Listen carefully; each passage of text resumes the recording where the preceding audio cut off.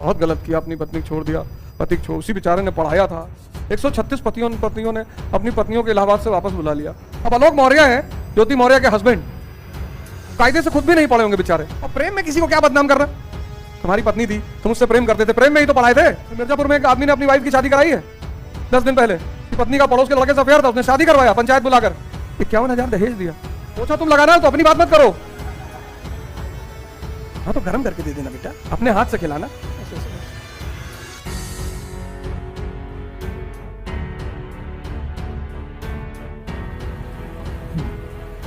जय हिंद फ्रेंड्स।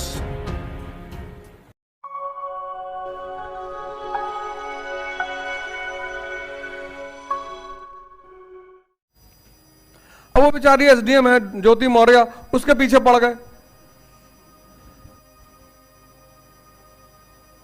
उसने नाम कमाया, एसडीएम बनी है, अब उसको बदनाम करने में बड़ा मजा। इस देश की जनता की आदत बदनाम करने में किसी को बड़ा मजा आता है। बहुत गलत किया, अपनी पत्नी छोड़ दिया, पति छोड़, उसी बेचारे ने पढ़ाया था, तो अब नहीं है मन साथ रहने का। और उसका आदमी जब इतना टैलेंटेड है, किसी को एसडीएम बना देता है, एक और ले आए बनाए।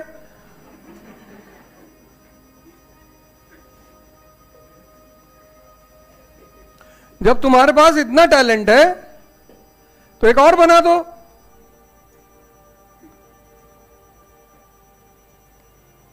पर उल्टा नहीं करना चाहिए, नहीं। 136 पत्नियों ने अपनी पत्नियों को इलाहाबाद से वापस बुला लिया। उल्टा बोल रहे हैं, आदमी कमजोर है, औरत चली जाएगी। बहुत सारी औरतें छोड़ के चली गई, लेकिन चूंकि वो नाम वालियां नहीं थी, उनके पास पद नहीं था, प्रतिष्ठा नहीं था, उनको बदनाम करने से कोई फायदा नहीं था, तो किसी ने ट्रोल नहीं किया। ज्योति मौर्य को बदनाम करने से फायदा है, क्योंकि एसडीएम है, अचीवमेंट वाली लड़की है, मजा बहुत आ रहा है।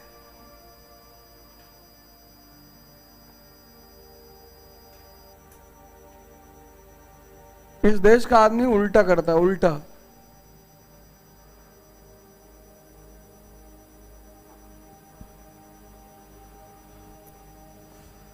और अजीब अजीब बातें करता है। देखो, उल्टा करने की आदत है उसकी।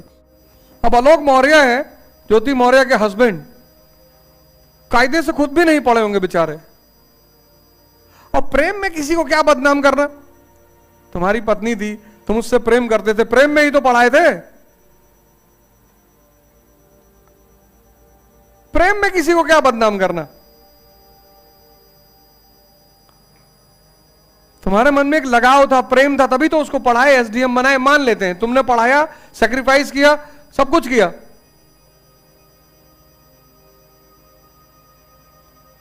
प्रेम तो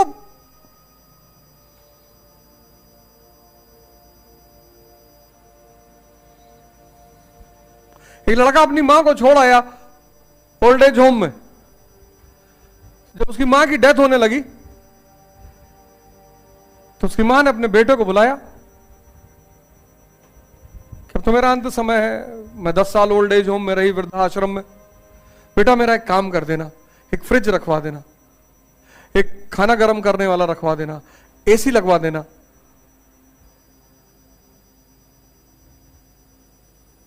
उसने कहा माता जी अब क्यों? बोली बेटा यहां कभी कभी पंखा चलता नहीं,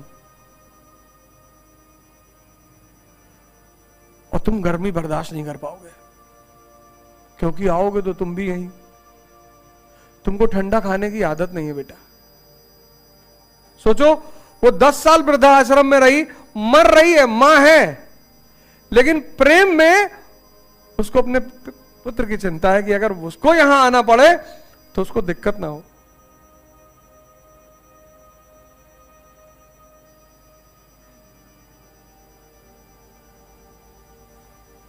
इतना बदमाशी हम लोग अपने परिवार से करते हैं। हमारे परिवार वाले एफआईआर लिखाते हैं, दूसरे वाले लिखाते हैं। किसी माँ बाप को कभी सुने एफआईआर लिखाते हो अपने लड़का लड़की के खिलाफ? जबकि सबसे ज्यादा लोग माँ बाप को परेशान करते हैं। जो मंद बुद्धि है वो सबसे ज्यादा माँ बाप को ही परेशान करेगा। अगर तुम्हारी उम्र 20 साल है तो तुम माँ बाप को तो परेशान ही नहीं कर सकते, अगर उसने तुम्हें 20 साल का किया है तो। इतना कर दिया है।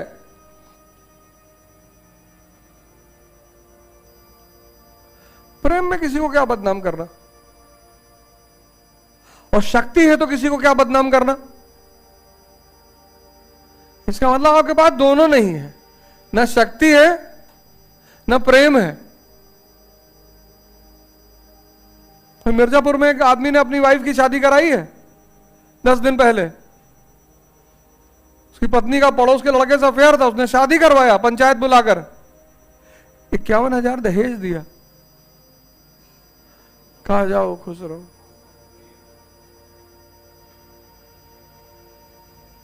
जाओ।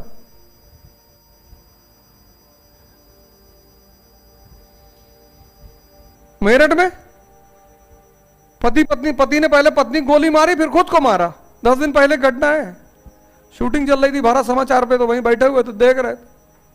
मेरे घर में तो टीवी है नहीं। कबीर से एक लड़के ने आके पूछा कि शादी करना चाहिए, तो बोले यार वो पहाड़ के ऊपर एक महात्मा जी रहते हैं, चलो उनसे मिला लाएं तब बताएं। तो ले गए,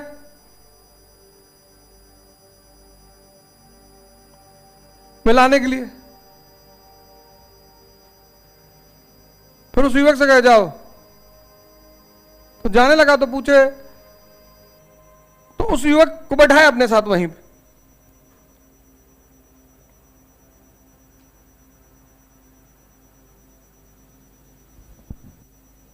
फिर उससे पूछे क्या क्वेश्चन पूछे तो तुम? कहा शादी करनी चाहिए कि नहीं करनी चाहिए। कहा अच्छा। फिर वहां से चले, थोड़ा सा पहाड़ पे उतरे, फिर पूछे कि तुम कुछ पूछे थे मुझसे। कहा वो पूछे थे शादी करनी चाहिए कि नहीं करनी चाहिए। फिर उतर आए पहाड़ पे, 3 घंटा बीत गया यही बात करते करते। तो 3 घंटा बीत गया तो उस युवक ने कहा कि भाड़ में गया उत्तर, अब हम खुद ही पता कर लेंगे। कबीर ने कहा कि मैं तो नहीं उबा 3 घंटे में। जब इतना धैर्य पैदा हो जाए, शादी मतलब जिम्मेदारी है, शादी सामाजिक रिस्पॉन्सिबिलिटी है, परिवार चलाना होता है। और जो रिस्पॉन्सिबिलिटी नहीं ले सकता वो ना करे। और दोनों की है, अब तो स्त्रियां भी काम कर रही हैं, तो दोनों की है। अब जो पहले घर आए वो खाना बनाए। मान लो लड़के की जॉब 5 बजे खत्म हो रही है और लड़की की 7 बजे, तो लड़की का वेट ना करे, तो 2 घंटे में बर्तन वर्तन धो के खाना वाना बना के तैयार रखे। ये नहीं कि तुम स्त्री हो, तुम्हारा धर्म है खाना बनाना, कोई धर्म नहीं, अब बदल गया। अब तुम पहले आ रहे हो, पहले तुम बनाओगे। पोछा तुम लगाना तो अपनी बात मत करो।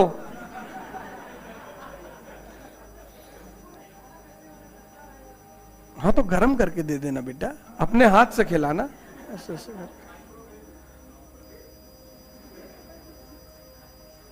कहती नहीं है बीड़ी जलाइले जिगर से पिया जिगर में बड़ी आग। तो तुम जो है कैसी बातें कर रहे हो बच्चों जैसी? सब गाने तुम्हारे लिए ही बने थे।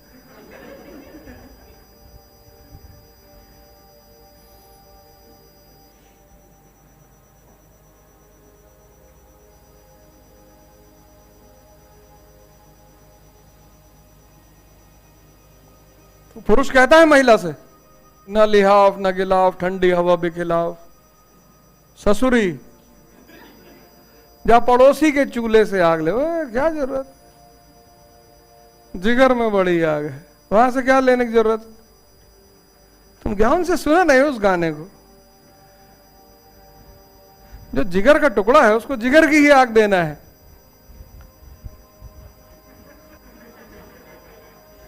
कॉन्सेप्ट कमजोर है तुम्हारा।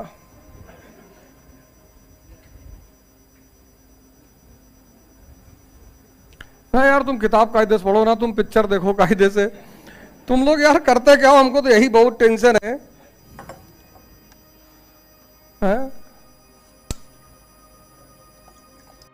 इस देश में ह्यूमैनिटीज पढ़ाई नहीं आती 12th तक।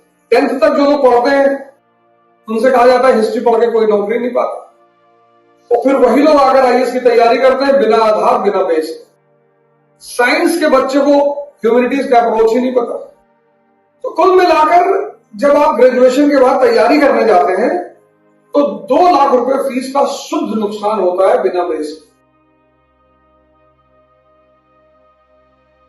श्री यथार्थ 18 मई से एनसीईआरटी कोर्स शुरू करने जा रही है, 4:30 बजे से लेकर 6:30 बजे शाम। 12 से 15 महीने में आपका पूरा बेसिक्स क्लियर कर दिया है। जितने भी लोग 12th कर चुके हैं उनके लिए तो बहुत अच्छा अवसर है। 12th के बाद जो ग्रेजुएशन फर्स्ट 12 कर चुके हैं, ग्रेजुएशन फर्स्ट ईयर में है, सेकेंड ईयर में, थर्ड ईयर में, उनके लिए बहुत अच्छा अवसर है, बहुत बेहतरीन अवसर है उनके लिए यहां आकर 4:30 से 6:30 में एनसीईआरटी के इस कोर्स को ज्वाइन करें। और सबसे अच्छी बात क्या है, आपका 12 से 15 महीने के बीच में पूरी एनसीईआरटी कराई जाएगी, जिससे कि जब आप जीएस की कोचिंग ज्वाइन करें तो आपको ये ना पूछना रहे कि इकोनॉमी क्यों पढ़नी चाहिए, हिस्ट्री क्यों पढ़नी चाहिए, ज्योग्राफी क्यों पढ़नी चाहिए। और इस कार्यक्रम को मैं खुद लीड कर रहा हूं, मेरे नेतृत्व में यह कार्यक्रम चलेगा यहां पर श्री यथार्थ 4:30 बजे से 6:30 बजे। Thank you.